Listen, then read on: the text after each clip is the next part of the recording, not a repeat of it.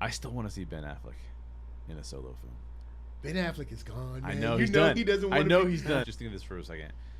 Somebody of Ben Affleck's caliber, right? Because, I mean, you have lots of high caliber actors in this film, but you don't have any other, I don't believe any of the other actors in this film have also been like Oscar level directors.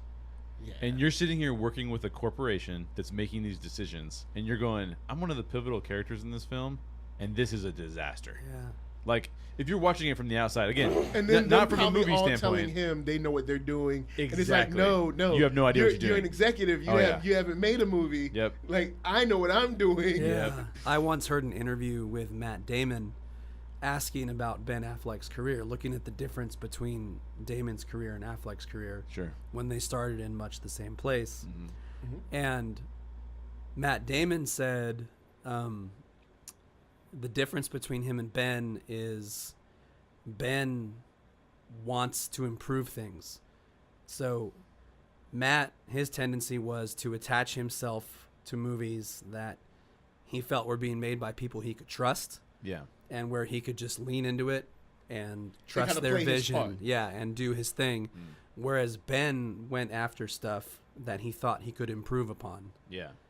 But he had to come to realize that early in his career, nobody was going to let him do that. Right. And so he ended up making some movies that people didn't like because he didn't get to do what he thought he was going to get to do. Yeah. Fast forward to Argo and The Town.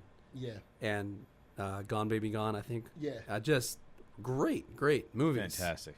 Like, really talented director. When he's able to take the reins, he can make something great. Yep. So I think it's his personality to improve. Yep. So when you stick him under an umbrella of executives who are just getting their fingers into everything. Oh my gosh.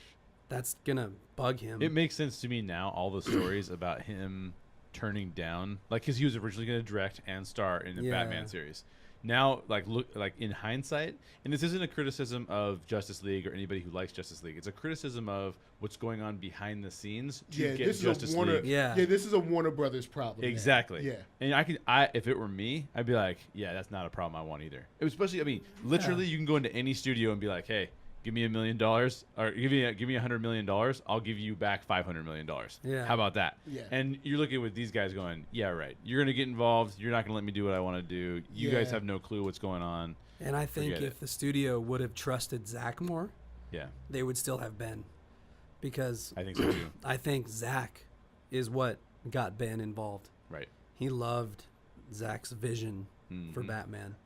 I think Warner Brothers always wanted the look of Zack Snyder, but not the stories from Zack Snyder. It does seem that when it comes to DC, Warner Brothers has this power or this control problem. I read an article and I thought their explanation was really fascinating, and I don't even remember the source, so I apologize. I can't remember the source.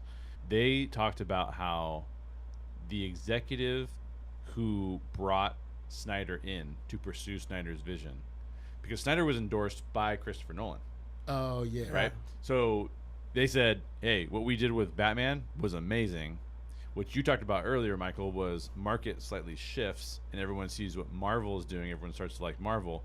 But that executive went with Zack Snyder and was hands off. Zack Snyder does what Zack Snyder does, comes back with it, says, here it is. That was not a mass market movie. That executive actually was removed. Somebody else was brought in. Oh, yeah. Exactly. This guy or girl is like, oh, no, I never liked any Zack Snyder movies. Exactly. From a business perspective, you're like, hey, let's look at what people are doing that's good and just copy it. And that's not what you're supposed to do. Yeah. You're supposed to look at someone and say, okay, they're doing something that's great. Yep. How do I make this my own? Yep. How do I make this unique for our style, for our characters? How do we do that instead of just copying Marvel? Marvel takes hits for being templated and not taking risks and stuff like that. But if you look at them versus Warner Brothers went after Christopher Nolan because he made the Dark Knight trilogy. Yeah. They went after Joss Whedon because he made the Avengers. And they keep picking people who have successfully done something that they want to do. Right.